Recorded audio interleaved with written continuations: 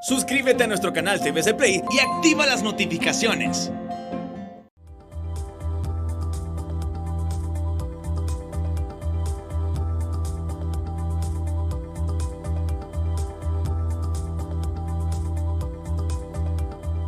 Muy buenas, bienvenidos al banquillo, gracias por estar con nosotros. Les saludamos desde los estudios de TSI.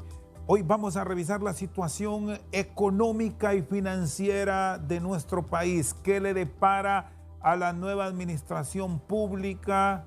Nos acompaña para ello la expresidenta del Colegio Hondureño de Economistas, la licenciada Liliana Castillo. Es un gusto saludarla. Gracias por estar con nosotros. En principio, ¿qué expectativas debemos tener los hondureños del 2022? No estamos cerrando un 2021 como esperábamos. Las cifras de crecimiento económico no son como en su momento nos dijeron. Seguimos con las dificultades de la pandemia, la generación de empleo, problemas de la NE. Y me quedo ahí para que no vaya a pensar, licenciada Castillo, que estoy negativo. Son realidades de país. Gusto saludarle. Buenas noches. Buenas noches. Muchas gracias por la invitación a su programa. Realmente que lo que usted ha mencionado son pocos temas para todos los desafíos que realmente existen para el próximo gobierno. El tema del endeudamiento público, tanto de la administración central como de las descentralizadas, que es donde incluimos a la ENE, es un tema de vital importancia, ya que la ENE de por sí ha sido partícipe de ese endeudamiento que ha ido en forma creciente, de tal forma que para el 2022 se espera que el presupuesto se van a asignar 55,000 millones de lempiras para pagar tanto capital como intereses de la deuda, ¿verdad? Tanto interna como externa. Esto restringe bastante el presupuesto, porque estamos hablando para el próximo año de más o menos 118,000 millones de tributos, o sea que prácticamente la mitad de esos tributos se destinarán al pago de la deuda. Por eso es que se está tratando de ver cómo se readecúa esta deuda de tal forma que se alargue ya sea el plazo de vencimiento o se reduzca la tasa de interés para que haya, digamos, algún alivio ahí de recursos y que estos recursos se puedan destinar a otros sectores de la economía. Ese tema tiene que ver mucho también con el otro que mencionaba usted, digamos el tema del empleo, ¿verdad? Que a pesar de que el 2020 tuvimos una caída de 9% en el Producto Interno Bruto y esperamos ahora un crecimiento de entre 8 y 9% para el 2021, es debido a la caída drástica que se tuvo en el 2020, lo que nos origina que sea un crecimiento alto. Pero el problema radica realmente en que no hay generación de empleo. Entonces, ¿de qué nos sirve tener hablar de crecimiento de 9 si el empleo realmente, todos los que se perdieron el año pasado, no se han restituido ni siquiera el 40% de los mismos y cada año salen más y más personas de las universidades, de la secundaria y no tienen esas fuentes de empleo que requiere el país. O sea que son varios problemas y el empleo, como todos sabemos, conduce a otros temas. No hay empleo, entonces aumentan los niveles de pobreza, aumenta la desigualdad y por ende viene la migración, que el tema migratorio es un tema importantísimo también, porque de ahí se derivan otros problemas sociales como es la desintegración familiar, viene la deserción escolar, viene la delincuencia, digamos, juvenil, porque muchos niños quedan con sus abuelos y lo que ocurre es esto, ¿verdad? Entonces, si la migración, si no se resuelve este tema de empleo y la migración sigue aumentando, vamos a tener un país después, así como ha sucedido en otros, que solo quedan personas, prácticamente la población va envejeciendo y la gente joven es la que se va del país y realmente es la que más se necesita acá para que sean productivos y que Sí, se ahora, genere esa producción que tanto requiere el país. sí, ahora, licenciada Castillo, tenemos el espacio para encontrar ese refinanciamiento del cual me habla a nivel local o habrá que ir a tocar puertas en el exterior. Y no sé si en las circunstancias que se va a encontrar el país en el 2022 habrá esa apertura o cuáles son las rutas de las cuales se debe valer el nuevo gobierno para encontrar recursos frescos, porque de ello va a depender en parte la administración del país, la posibilidad de generar empleo por parte del Estado y, si vamos más allá, incentivar bajo medidas de una seguridad en el país la inversión del sector privado, que es al final la gran apuesta para salir de este bache. Así es, aquí hay varias alternativas. Una es un estudio reciente que acaba de salir del Fondo Monetario Internacional, donde ubican a Honduras como un país de más riesgo por el monto de deuda que se tiene, ¿verdad? O sea, y están haciendo un llamado al G20, o sea, los 20 países más ricos del mundo, para que ayuden a estos países que tienen este problema a readecuar esa deuda. Esa sería una opción, pero recordemos que desde que inició la pandemia, se viene solicitando eso, se había dicho que iba a haber algún alivio y no ha sucedido nada. O sea que está esa posibilidad, pero no sabemos qué tan que se vaya a concretar en el futuro. El otro tema, que hay un gran monto de deuda interna.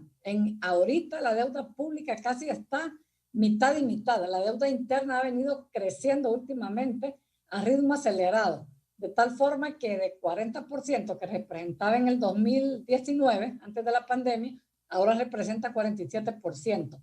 Es una deuda contratada a tasa de interés de mercado y aquí es bien difícil que se logre una readecuación pueden alargar un año el plazo o dos, pero no pueden llevarlo así como la deuda que tienen con organismos multilaterales a 20, 30 años, porque aquellas son esas condiciones especiales que dan, ¿verdad? Y a una tasa de interés baja.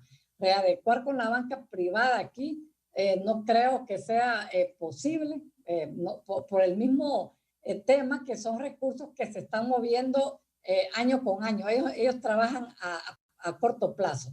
De recursos frescos dependerá qué es lo que piense hacer este gobierno. La confianza que genere este gobierno en los agentes económicos va a ser muy importante, porque en base a eso es que los organismos multilaterales van a dar más financiamiento, porque escuché que ellos tienen ahí un monto de alrededor de $3,000 millones listos para ser prestados a Honduras. Pero recordemos que para que los organismos multilaterales den este crédito, hay que tener un acuerdo firmado con el Fondo Monetario Internacional y hay que cumplir condicionalidades que pone el mismo Fondo Monetario. ¿Y qué no te para? ¿Y qué no te para? Perdón, licenciada Castillo, ¿qué no te para con esto? Porque lo último que escuchamos del Fondo Monetario Internacional, después de que nos aplaudieran, como lo señalaba recién ayer don Luis Larache, a nivel del Fondo Monetario Internacional, por cómo se habían manejado las cosas en Honduras, ahora nos salen diciendo de que hay muchas dificultades, que hemos entrado en un franco proceso de deterioro en nuestras finanzas y lo que ayer fue bueno, hoy para el Fondo Monetario Internacional es malo. Entonces, ¿en qué estamos? Ahí es donde se ven las contradicciones, porque vemos todos los comunicados y siempre felicitaban al país por todo el progreso que se venía haciendo, pero el problema es que habían varios temas ahí que según ellos se tenían que cumplir antes de finalizar el gobierno, que todos sabemos bien. Uno es el tema de la separación de la ENE, la reducción de las pérdidas técnicas y no técnicas, y el otro tema que está puesto y tampoco se cumplió es la liberalización total del tipo de cambio, que eso implica ir a un esquema de metas de inflación. En este momento, si bien es cierto, las divisas las maneja el sistema bancario y las casas de cambio, hacia el futuro lo que se quiere es que, y el precio base lo calcula el Banco Central, pero a futuro lo que se quiere es que haya libertad total, que el precio de la divisa se fije en base digamos, a la demanda y oferta que existe en el mercado. O sea que esos dos temas ellos presionaron para que se cumpliera y no lo hicieron. Entonces, supongo yo que por no haberse cumplido es que ahora de repente manifiestan que no se tuvo, digamos, el éxito que ellos esperaban, ¿verdad? Porque todavía habían quedado que a finales de este mes iban a terminar con ese tema de la ENE, pero ya se manifestó que serán las nuevas autoridades quienes tomarán esa decisión. O sea que sí quedaron varios temas pendientes de cumplimiento. Muy bien, está con nosotros la expresidenta del Colegio Hondureño de Economistas, Liliana Castillo. Vamos a una pausa, ya venimos con más desde Al Banquillo.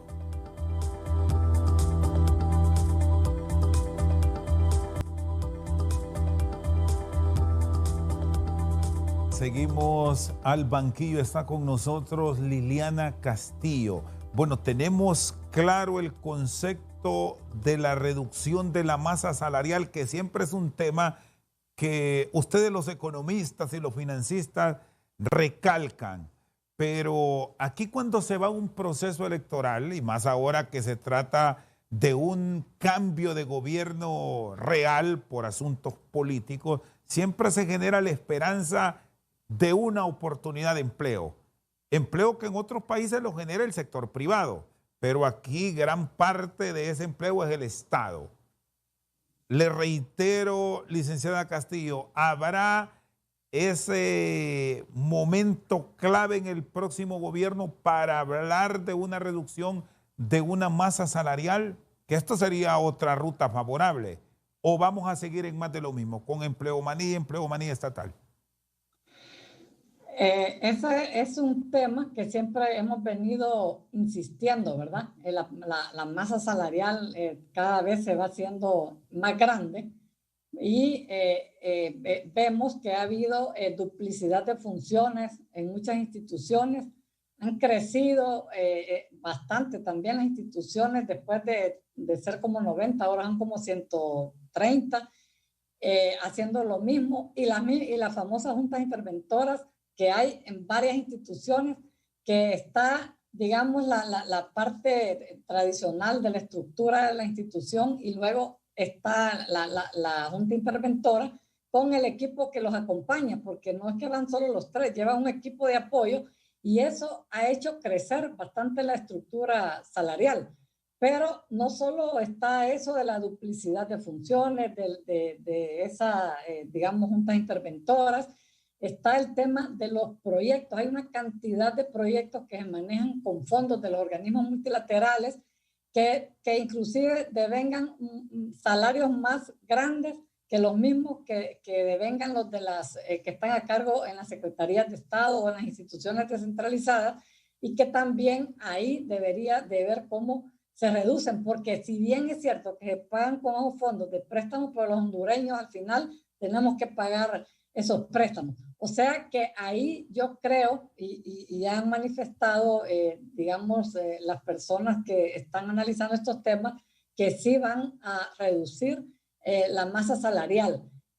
Hay margen para hacerlo fusionando esas instituciones que hacen lo mismo y viendo cómo revisan también la ley de servicio civil, para que los empleos se den en base a los méritos y ver cómo nivelar los sueldos de tal forma que no se vean tan exorbitantes para un país tan pobre como el nuestro. Debe O sea crearse un respeto a la famosa ley o al manual de sueldos y salarios y respetarlo como tal, porque aquí el problema es que siempre se propone y se habla de esta regulación, pero en realidad nunca se cumple. Y el argumento que muchas veces escuchamos es, bueno, usted como economista lo sabe, ¿cómo vamos a llevar a un funcionario, por citar al Banco Central de Honduras, si en el sector privado su salario es arriba de $5,000 y no va a ir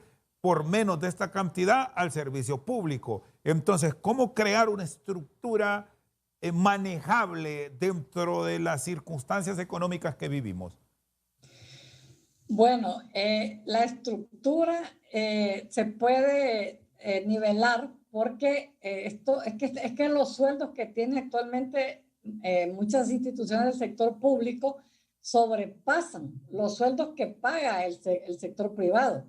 En el sector privado no es que los sueldos son altísimos, tal vez para los grandes ejecutivos, pero la mayoría de personas no están en los niveles que tienen en muchas instituciones. Y lo que se ha visto en los últimos años es que por muy nueva que sea la institución, la persona que nombran ahí quiere ganar lo mismo que gana el presidente del Banco Central o el de Banprovi o la de la Comisión Nacional de Bancos y Seguros, por mencionar algunos, que de repente son instituciones que ya tienen cierto prestigio y han hecho carrera, aunque últimamente también en los puestos claves de dirección igual ponen políticos, ¿verdad? Y eso no debería de ser. Pero sí creo que al compararlos, sueldos de administración pública con el sector privado, hay muchos que ahora se sobrepasan, repito, porque aunque sea la institución nueva, quieren ganar lo que tiene la institución que tiene los sueldos más altos. Y eso no es posible porque hay diferentes grados de responsabilidad, a veces manejan valores y por eso se les paga más.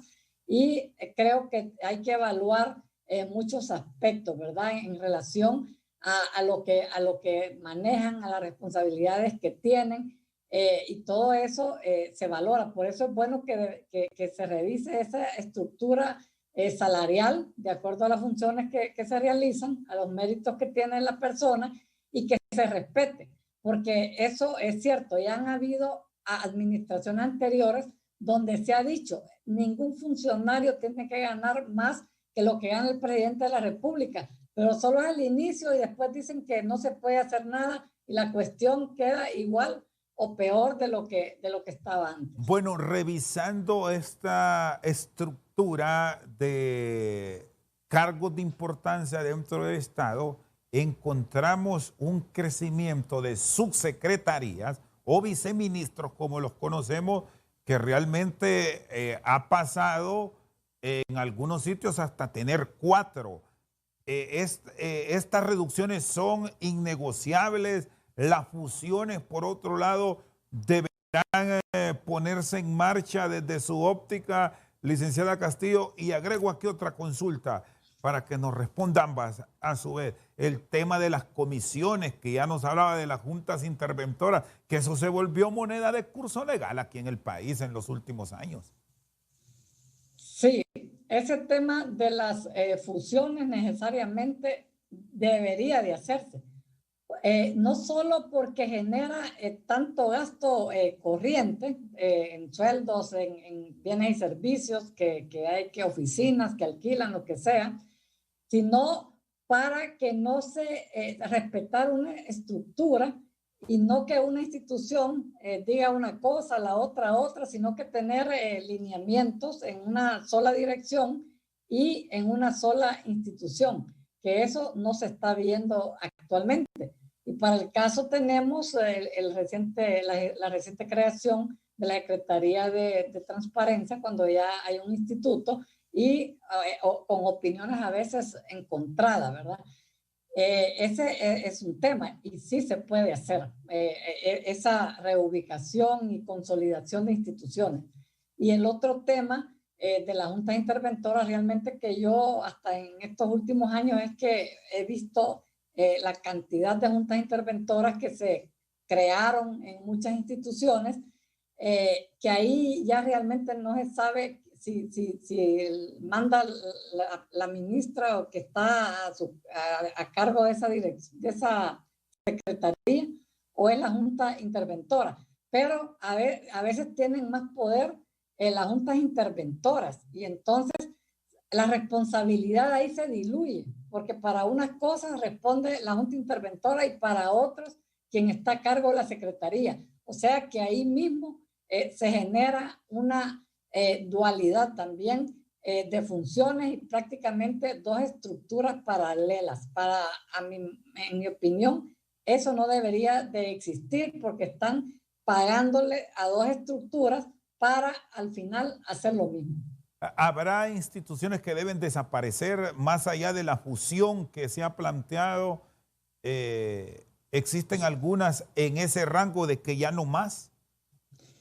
Existen varias, porque, por ejemplo, un caso así que se mencionó bastante, está la Secretaría de Infraestructura y Servicios Públicos, INSEP, está INVES, y creo que hay otra, que realizan prácticamente las mismas funciones y no deberían de estar así. Entonces, una de las dos debería de separarse. Y así como esa, están otras, hay varias relacionadas con el tema de vivienda, que una parte la manejan en la Presidencia de la República, que otras tienen, digamos, en Banprovi. Hay varios lugares donde se manejan fondos siempre para destinarlos al tema vivienda. Entonces, todo eso debería algunas desaparecer y rescatar lo que sirven de unas y ubicarlos en una sola institución. Pero tener tantas oficinas diseminadas no es conveniente, inclusive aún para el mismo control de las funciones que se realizan y para darle un seguimiento más oportuno de si realmente están haciendo las cosas que se requieren en beneficio del país. Muy bien, está con nosotros la expresidenta del Colegio Hondureño de Economistas, Liliana Castillo. Vamos a una pausa, ya regresamos.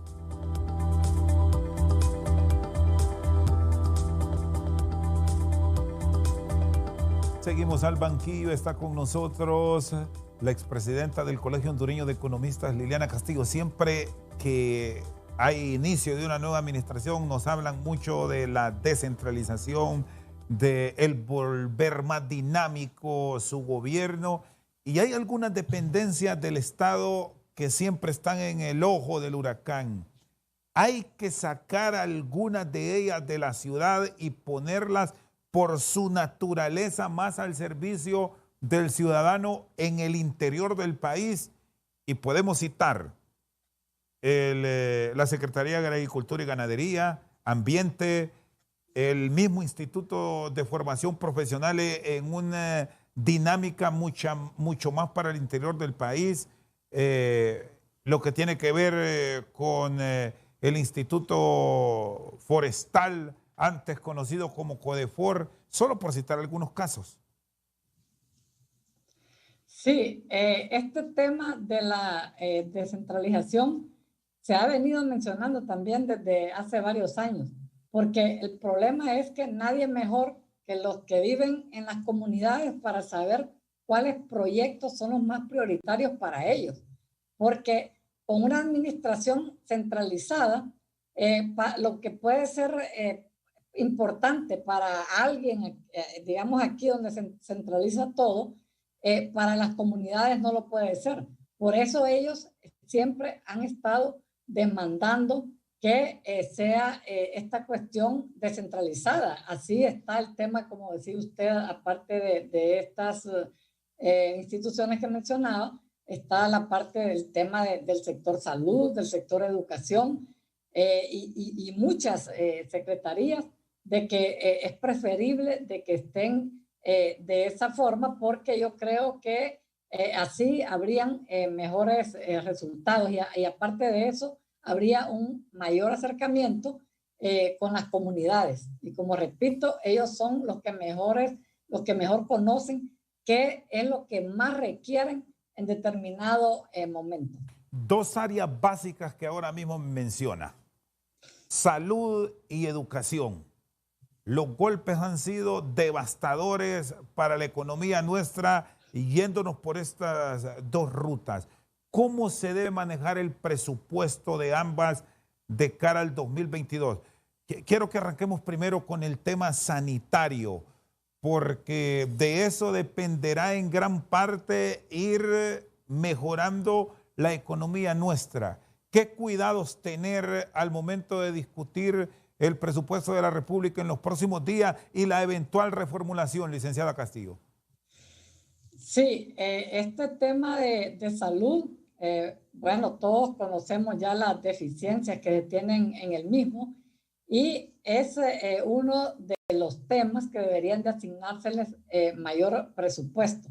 En otros países son presupuestos que más o menos asignan el 6% del Producto Interno Bruto, pero en nuestro país más o menos anda en alrededor de 2% del Producto Interno Bruto.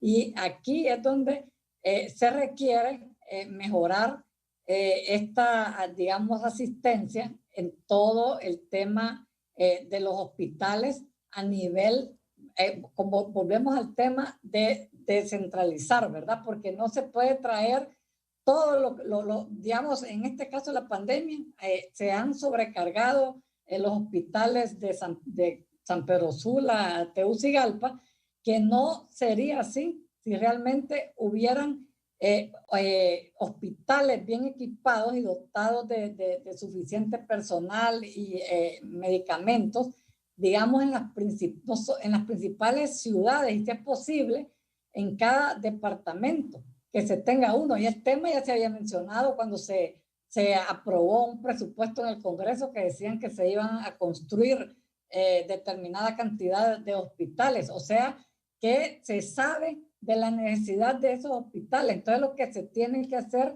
es llevarlo a la práctica. Y con esos lineamientos habría una mejor atención para prevenir también las enfermedades a futuro, porque no solo cuando ya se presenta el tema de alguna pandemia como lo estamos viviendo actualmente, sino ir previniendo, porque la prevención es básica para no llegar a algún estado de deterioro o muerte que pudieran evitarse si se tienen hospitales más cerca de las comunidades. Y en materia educativa, ¿cuál es la recomendación? Sí, en materia educativa igual. Tenemos, en estos momentos hay muchos centros que a veces solo operan con un maestro para los 6 grados, digamos, y eso debería de ir cambiando gradualmente, pero ahí aparte de eso está el tema de construir nuevas escuelas, mejorar las que ya se tienen, porque hay lugares en que realmente están las mismas escuelas que estaban construidas hace 50 o 60 años. No se han construido nuevas porque sabemos que han incursionado muchas escuelas de tipo privado, pero no se deben descuidar las escuelas públicas en cada comunidad, porque recordemos que la población de nosotros, el 74% está en pobreza. Entonces hay que apoyar a esas comunidades para que tengan un mejor acceso ahí en su comunidad y no tengan que desplazarse a otros lugares que a veces les toca caminar hasta 2 horas para recibir la educación. Y por otra parte está el tema de agua y saneamiento. Muchas escuelas no tienen esas condiciones que son tan necesarias y sobre todo en este periodo de pandemia, y ahí se necesita hacer inversiones más fuertes en ese tema de salud y mejorar, digamos, la calidad de la educación. Y en principio, sí, sí, perdón, licenciada Castillo, y en principio, ¿qué partidas? Porque aquí ya tenemos un presupuesto que está en límites, incluso viniendo una reformulación, será para quitar de un lado y trasladarlas a otro. ¿Qué partidas deberían ser revisadas para fortalecer estas dos áreas? Porque como usted señala, en salud seguiremos con la pandemia y en educación, además de los temas ligados a la sanidad, habrá que pensar en la tecnología, que también implica gastos por aquello de la conectividad. Y lo que hemos escuchado es afectar partidas en materia de defensa y seguridad, que por cierto es un tema también delicado y que no hemos escuchado propuestas a fondo cómo se va a atacar este tema también de urgencia para el país. Sí, este tema del presupuesto, bueno, analicemos el tema como presupuesto, ¿verdad? Es un presupuesto bien limitado. La mayoría que ingresa ahorita se va, como ya lo manifestamos antes, en pago de servicios de deuda y pago de bienes y servicios. Es muy poco, es bien restringido y no se puede hacer mucho por ahí. Pero sí, no se pueden también poner impuestos porque la economía no está para más impuestos en este momento. Una economía que no genera empleo no está para poner más impuestos. Entonces, lo que habría que analizar por el lado del ingreso, hay unas exoneraciones fiscales que representan el 6% del Producto Interno Bruto, que más o menos son 7%, perdón. Entonces, representan más o menos 45.000 millones de lempiras. Por ahí se tienen que revisar esas exoneraciones que no se justifican, porque para darlas se requiere que se genere empleo. Y hay muchas empresas que se las han dado hace 30, 40 años. A nivel de la región, Honduras es el que más exoneraciones da y no vemos que se genere el empleo. O sea que ahí se puede hacer una revisión, se pueden generar unos ingresos. Por otro lado está la parte de la evasión y la elusión fiscal, que ahí si hay un mejor control podrían también generarse otros ingresos. Y el tercer elemento es la corrupción, que por ahí se habla de 3.000 millones de dólares al año, que son como 72.000 millones de lempiras, que también si realmente hay voluntad política de generar más confianza en los agentes económicos, por ahí se podrían generar otros ingresos que servirían para estos dos sectores. Y luego por el gasto está el tema de hacer más eficiente el gasto, realizarlo, y ahí viene el tema de la corrupción, evitar esas sobreprecios que se le ponen a la compra de bienes y servicios, y de esa manera se van a generar ahorros, y estaría también el tema de que solo se realicen aquellos proyectos que realmente van a beneficiar a la población y que lo que se invirtió en ellos lo podamos ver y la población pueda disfrutar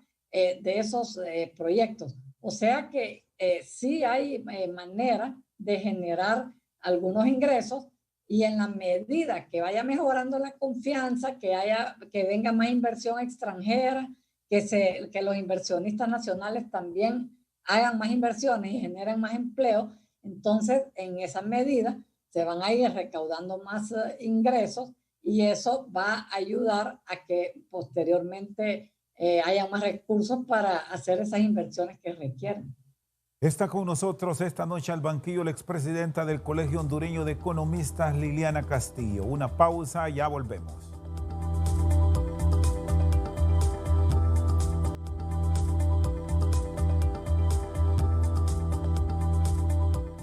Seguimos al banquillo, está con nosotros la licenciada Liliana Castillo, economista nacional.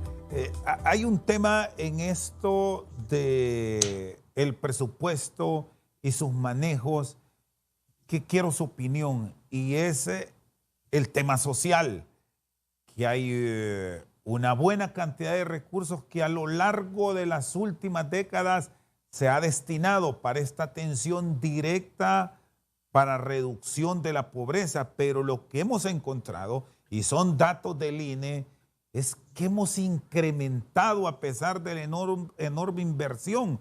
¿Qué cuidados se deben tener? Porque estos son proyectos que se mantienen en la agenda de las nuevas autoridades del país. Este tema realmente en la última década creció bastante porque recordemos que hubo una condonación, el punto de decisión fue allá por el año 2000, no, y el de culminación fue en el 2005. Ahí se condonó una gran cantidad de deuda que iba dirigida a reducir la pobreza, ¿verdad? Siguieron manteniendo esos programas a pesar de que ya no habían esos recursos de condonación, y lo que hicieron después los siguientes gobiernos fue seguirse endeudando. Muchos préstamos de los que hemos obtenido con los multilaterales han sido para dar estas transferencias monetarias condicionadas que supuestamente deberían de servir para reducir la pobreza, pero estos programas no se pueden mantener ni se pueden sostener por muchos años porque es con deuda que se están ejecutando. Además, que no hay, digamos, una prueba de que realmente es bien subjetivo señalar si realmente ayudan en sí o no a reducir la pobreza, porque y lo que podemos ver es que en vez de haberse reducido, sigue aumentando. Entonces se ve que los programas realmente no tienen el impacto que se esperaría al invertir tantos recursos, porque son cantidades grandes las que se han, digamos, gastado en este tipo de programas. Lo que se necesita es, volvemos al tema, diseñar algunos programas, pero para que se genere empleo. La gente sería más feliz si se le enseña a ver cómo a emprender emprender algún trabajo y ganarse digamos, ese ingreso por su propio esfuerzo, porque con eso que se está haciendo no se logra ni reducir la pobreza, y la verdad es que también se pierde la dignidad de las personas. O sea que no es lo más conveniente. Habría que ver cómo se rediseña otro tipo de programa para ayudar a estos grupos que realmente necesitan. ¿Qué provecho se le podría sacar si el apoyo va directo a través del impulso a los microempresarios?